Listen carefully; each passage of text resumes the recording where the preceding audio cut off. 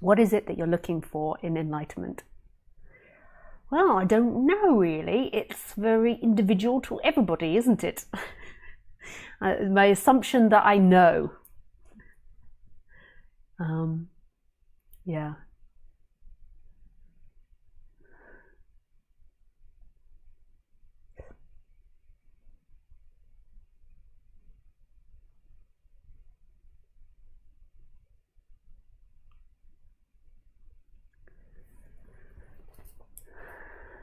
Well, I think ultimately what people are looking for is the end of suffering, even though that might not be what they initially think of. Roger Castillo and Ramesh Balsekar used to say, you're looking for happiness, but it depends what you mean by happiness.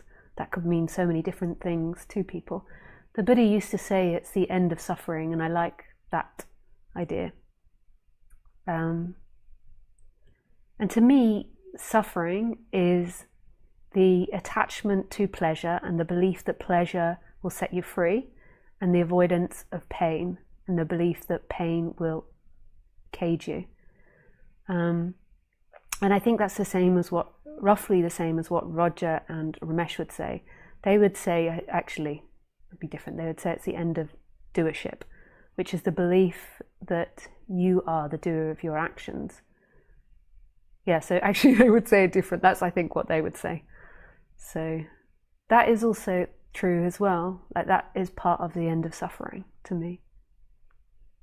Like, really seeing that you aren't the doer of your deeds, that there isn't a doer in here. There isn't somebody that does.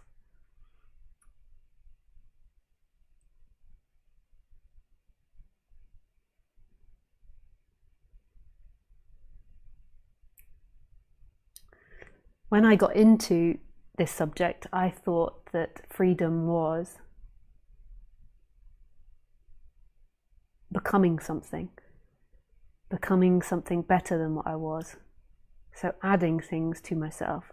I thought enlightenment was like this superpower, and I just wanted to stop suffering as well, but I wanted to have this superpower of enlightenment. It was like nothing in life can hurt me. Like, I am this ultimate strength and this ultimate force that cannot be disturbed. And I think there was lots of unconscious things as well going on. So this body-mind also saw it as an add-on, like this ultimate character, like a superhero from a comic book. Yeah.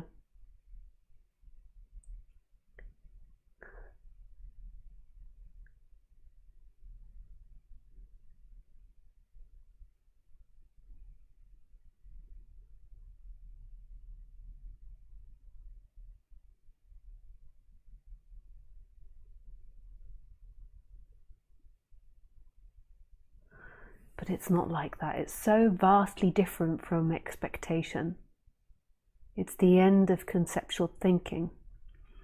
Or it's not the end of conceptual thinking, it's the end of the attachment to that conceptual thinking. So this world is seen through dualism. So this world is seen through wholeness. Right now, wholeness is looking, and wholeness is free.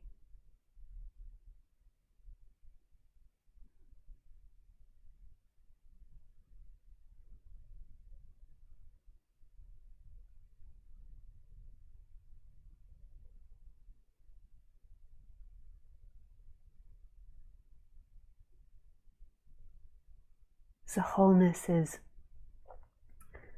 not looking at itself through concepts. It's not, there is a subject here that's in relationship to an object. There is a room. There is somebody in a room. There's somebody in a country, on a planet, in the middle of space. It's totally beyond all of that. It's free of that. It's watching without and experiencing without any concepts. Concepts come from the brain and they come in time. So it's after, the concepts are after. The initial experiencer is without concepts. So it's totally free and still. So it doesn't have the idea that it's looking at a wall or looking at the floor, or it's contained, or it belongs inside the body. it's beyond all of that, absolutely unconceptual. It's total freefall. It's very scary for the person in a way, because it has no judgment on anything. It doesn't want anything, doesn't have belief, doesn't care about anything, not in an uncaring way. It just that caring believes to the conceptual world, belongs to the conceptual world. It's just watching innocently. It's so pure and it's so immersed in itself. You could call it love. It's like radically free and alive.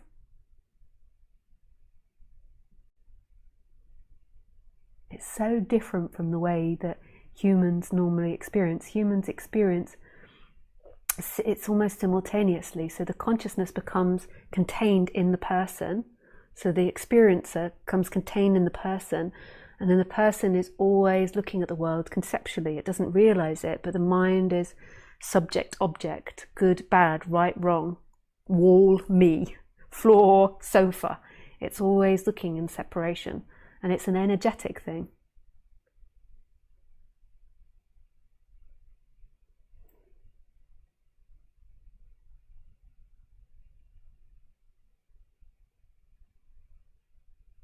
And this is looking but without any containers, experiencing but without any containers. And this experiencing is happening and not happening. It's really something quite special. It's beautiful. It's so free. It's so intimate.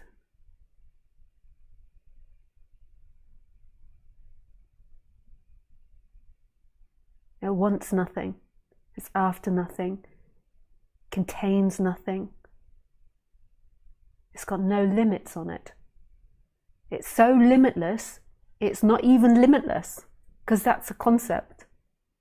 It's just radically here, now, present. And everything's coming from that. So this speaking comes from that emptiness, from that vastness. The looking comes from that vastness. The same there. The feeling is in a lot of people is that they are looking at me, but there isn't somebody looking at me. That's like the identification with the person. There is nothing looking at me. There is simply looking and experiencing happening. And that's all there is. It's so silent and still and free and alive. And it's not asking for anything. It's not like, okay, this body mind has to have a particular life. It has to earn a certain amount of money, have a certain house, look a certain way, be a certain way, want certain things.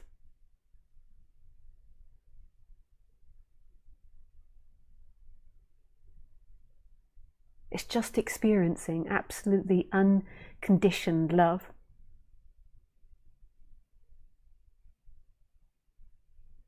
The person runs in time, and there's nothing wrong with the person running in time. That's how it is. Like this morning I went for a walk, but that's not who you are. That's an image of somebody that went for a walk that we could label as this body, but that's not you. That's an image of a past event. What you are is the experiencing now. That's what you always are. There's only ever experiencing. It's right here, right now.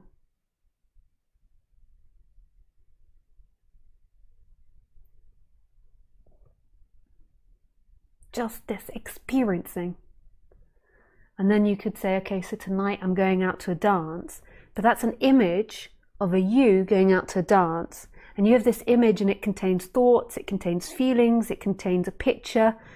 And it's like maybe you picture yourself as fat, or maybe you picture yourself as skinny or good looking or ugly. And none of that's true because it's all relative. Compared to who? Compared to someone obese, maybe you're very skinny. Compared to somebody that's anorexic, maybe you aren't skinny. So it's all in comparison. So you have a self-image that isn't the truth, an image, and then you believe that's who you are, and it's always in time. You is always in time. Tony Parsons used to say, me is in time. So you always have an image of yourself going to the toilet earlier, image of yourself tripping over. All these images, and some of these images, a lot of the time people have a negative self-view because of the way we're brought up in our society and attachment issues and the nature of the thinking of the mind and the education system. So a lot of people have a low self-esteem, and then they go through therapy and reconditioning and create a better, more healthy ego, and that's great. I am not against that, because to me, you could say in a way the ego or the character is something that happens in the body. It's like habits and ways of behaving. So if you went to school for 10, 15 years and you're told you're stupid, which most people will have been told, because there's only a few people that will be the intelligent one, and then everyone else is like, you're stupid. But they won't say that overtly, but they'll unconsciously say that by the fact that they get lower grades and all this comparison stuff that we do in the education system and we believe is okay for our children to go through. So you have a low self-esteem that has like, oh, I'm not very clever, or I can't do this, or I won't be able to do this. And that's something that is conditioned in the body. That isn't necessarily suffering. That's not necessarily attachment. It can be attachment and it can be seeking, but it's a condition. Like if I kept telling Khaleesi, my dog, like a bad girl every time she does something, then when she goes to do that, then there will be fear arising, there'll be insecurity arising, not because she's identified with that, but because the body's adopted to that. It might not work, but there's a good chance that would condition the dog in that way. That doesn't mean the dog is identified, because how could a dog ever identify? It doesn't know that it's a body. It's just that the body has responds to do that. So if you're in the education system where you're being told you're not smart, or you're not being interacted with as much as the really intelligent kids, then, or the kids that have good memory and it can do the tests well in school, then you adopt I can't really do this, or I'm not very good, or maybe your parents weren't very supportive. So the body learns these conditions, but that isn't necessarily identification. The identification is belief. It's the energetic belief that is who you are. And as soon as that happens, there is this contraction into being something small, a subject in relationship with objects. And when that happens, a seeking arises, because there's always discomfort. So you begin to seek for this home that you kind of know. So there's a kind of knowing that you've lost something. So you seek for freedom in the person, in the habits and conditions. And then the belief becomes very quickly that getting pleasure is freedom. So getting what I want, food, sex, drugs, rock and roll, being better, education, all of these things will lead me to freedom. And that is the suffering to me, the attachment to the person, and then the seeking for freedom in the person, which will never work in the personal world. And the person, when I say seeking freedom in the person, I mean like it can be in like getting a new car, because the person believes that getting the new car will be it. Having the new drugs will be it. Whatever it is the person believes. So that's the suffering element. So it's not necessarily conditioning. A lot in spirituality that I really understand that why this happens is there is a working on the conditioning. And I feel like why that evolved in Indian spirituality, working on the person, and even in Western teachers, is because often the ego needs a certain amount of balancing prior to waking up. If the ego is just in pure suffering, it can have one of these magical snaps where it just breaks, and there's loads of stories where people just break and then there's this opening. But often it requires a more stable ego, because when you're really suffering, how can you really hear non-duality? You're just so desperate not to have pain. So immense depression, like not doing things, inaction, excessive seeking. It's like if you go and you watch people that have no interaction with non-duality and they're just like really invested in this world, it's like they're so invested in their ego, in their delusion, that you can't really speak to them about non-duality. It'd be like a craziness. It'd be like, pooh, and it just wouldn't make sense to them, because there is such a strong momentum towards getting that pleasure.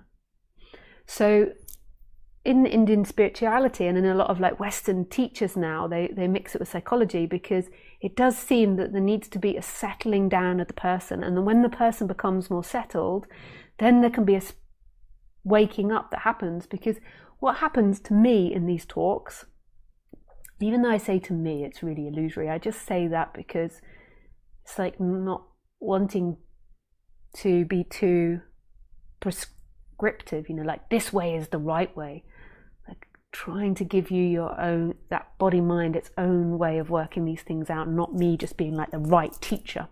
So to say to me, it's a way, there isn't a me here, it's just a way of speaking to make me sound less like the authority figure, and to encourage you to work it out for yourself, rather than this is the truth, this is the right way, everyone listen to me.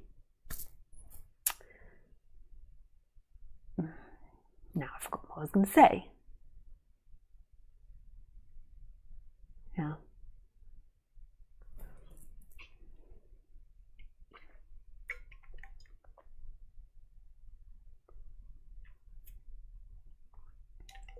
Anyone want to remind me on Skype or YouTube chat what I was just saying?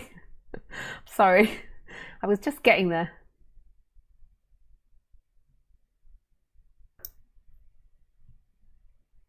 Something about waking up, yeah, danke.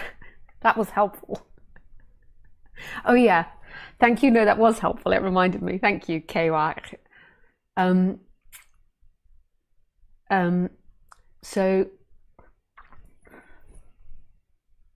So to me, when I speak, what's happening is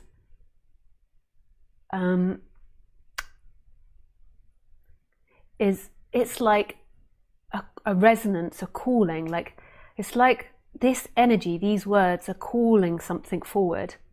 So even though there's an intellectual part to it, and that's beautiful, the true teaching is this calling part, that there is a speaking, and in that speaking there is a resonance with something that's much deeper.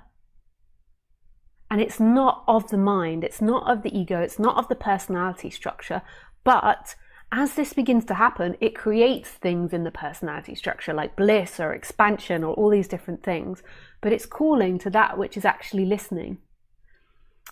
It's not quite the right language, because that which is listening is always free, but it's seemingly caged. So it's like almost like pulling that forward out of itself. It's like it's all caged inside the body, and it's like pulling it back into itself, but it is in a way already in itself. It's just seemingly locked in a cage. And that to me is the real teaching of non-duality, and it's instantaneous. It happens right here in this moment. It's not a time-bound thing that's happening to the personality. And when the personality is unbalanced and unconscious of itself, it's like dragging, it's like going into lots of seeking and going into lots of illusions. And it's kind of like distracting from what actually is happening. So say if it's in lots of depression, then it's so much trying to avoid pain that it's like blocking this listening, that it's beyond itself. It's the best way to describe it is like really thick clouds on a sunny day. Like when there's like a really dense person, it's like really thick clouds. And if that's all you've ever experienced your whole life, the light, the sunshine isn't known. And it's like as they become more dense, then the sun leaks through. And then it's like, oh yeah, remembering I am the light. The light is everywhere. Yeah, I mean, that's not a great analogy, but yeah, so this is why a lot of the time, but it doesn't mean, and this is the problem with talking about, and I understand why some people completely ignore the human part, because the problem with the human part is the person is obsessed with itself. So it also loves the idea and hates the idea that it can work on itself, dependent on the way you're conditioned. So it loves the idea that I can do things to wake up, because it gives the person hope, but it's all in the personal world. And that's okay, giving yourself hope about waking up, but it's in feelings, it's in the emotions, it's in stories, it's in you, the illusory you. And so this is what I really like about Neo-Advaita, is it radical non-duality, is that it points so much to that which is beyond, it just doesn't deal with the person at all. It just keeps pointing back to what's beyond. But what the other shortcoming I see of Neo-Advaita, the difficulty with Neo-Advaita, is that when the personality structure is really unbalanced, it's not really hearing non-duality. When it's really unbalanced, it's taking on non-duality as a new identity. And, taking on the identity of non-doership, of no self, it kind of like fits into a lot of personality disorders and a lot of mental illnesses in a way. It's not healthy for the person. In some way, the teaching can be relaxing and the teaching can be good for the personal self. But in other ways, it's not. Like, part of having a good, strong, healthy ego is knowing what you want and asserting what you want. That's not saying there is someone there that wants things and doesn't want things. It's the body. Like, imagine if Khaleesi, my dog, didn't know what she wanted in every moment. She would kind of be insane. Should I go for a walk with Lisa or shouldn't I? Should I? A bad dog for going for a walk with Lisa? I should. No, she'll feel guilty. She'll feel bad. No, I'll feel guilty. They'll feel bad. I'll let her down if I go for a walk. No, I won't let her down if I go for a walk. What will she think of me? What will the other dogs think of me? It's kind of like an insanity. Like, to not have strong wants. Like, strong wants are, like, I say to Khaleesi, walkies, and a lot of the time she's like, yes. I say to Khaleesi, time for a bath, and she's like, no, F off, Lisa, you come near me and I'm going to get cross. So we have to get the chicken out. Actually, she's quite sweet now, because she knows often when I come back for a walk, she has to get into the shower. So I'll say to her, like, we come back for a walk, and somehow I shouldn't say on your bed, because she'll associate it as a bad thing. I go, on your bed, on your beddy. She actually likes going on her beddy generally. But this, when we get back from a walk, I go, on your beddy. She knows it. She'll look at me and then she just kind of walks to the shower room, like very upset, but she knows that it has to be done, and she knows afterwards she gets her bicky. It's quite amusing, actually. I've managed to condition her to do that. She makes me laugh so many times a day. If you've got an animal, you'll understand this. It's quite amusing. And I'm like, come on here, please, easy. And that, like, can you see, like, she's very clear what she wants and what she doesn't want. And your dog would be a bit insane if it would have a lot of problems if it didn't know. And a lot of, like, compulsive thinking. So one part of having a healthy ego is the body being very clear with what it wants and what it doesn't want. It doesn't mean always getting what you want. It means a clarity. But when you get into non-duality, if there's already a disbalance in that, then it can add to that, and the person can think, oh, well, yes, I'm close to enlightenment because I really don't know what the F I want. And it's not having wants. It's not about the wants disappearing and being empty of all wants. It's finding the empty beyond that. The functioning of the human is to have wants, but they are not yours and they're not personal. And to me, this is really important. Then you've got the opposite one, like the really extreme one of, like, maybe a more narcissistic character that is like, that has wants without any empathy. And that's also like the opposite end of it. That's not a healthy ego either. It's like knowing what it wants, but it's like what it wants is more important than anything else. And that's not true of Khaleesi either. She's not like that. I mean, like, it's in the shower and she's like, you fucking, and she's not happy about it, but she complies because she understands in some way that has to happen because Lisa's telling her. But we're also community animals, like dogs. This is why we get on so well with dogs. So this is where it's a personality disorder, when it's like having your wants met without any empathy, without any consideration of the social implications, like lying, cheating to get what you want, deceiving, risking other people's lives or livelihoods, or, you know, all types of things. That is not a healthy ego. But often that gets muddled up in non-duality. And sometimes there can be awakening without a healthy ego, or without things that aren't very healthy, and then there needs to be a stabilizing of that, like a more integration.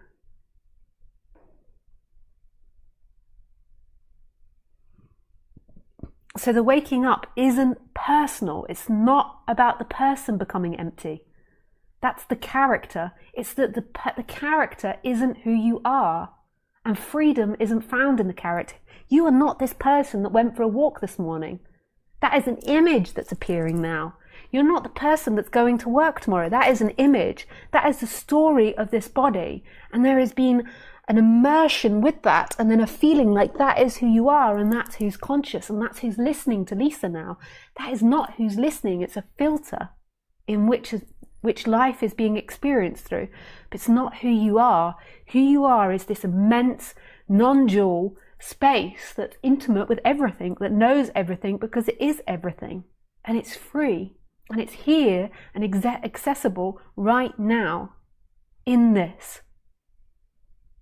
Right now.